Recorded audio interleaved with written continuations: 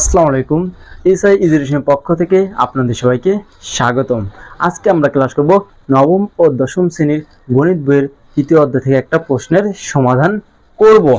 দেখো, এই ধরনের প্রশ্নগুলোকে আমাদের সংক্ষিপ্ত প্রশ্নে আসতে পারে। তো দেখো, আমরা খুব সহজে এটা সমাধান করব।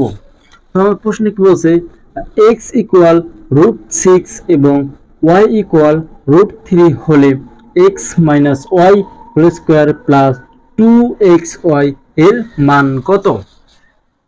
তো দেখো, আমাদের কি দেওয়া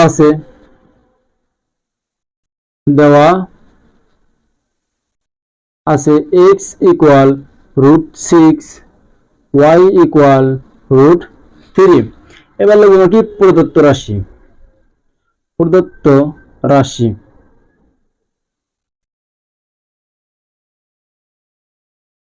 ইকুয়াল কি আছে, x minus y whole square plus 2xy equal. তো দেখো, এই যে অংশটা আছে, এই অংশটা কি আমাদের অনুসিদ্ধান্তের একটা পার্ট।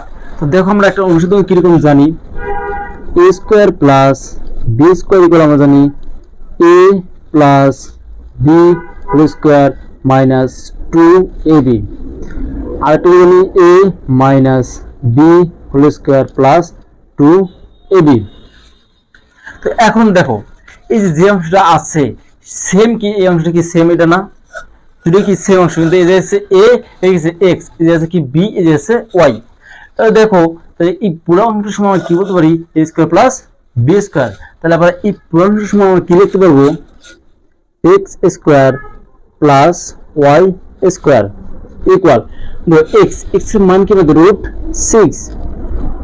√6 square plus √3 square.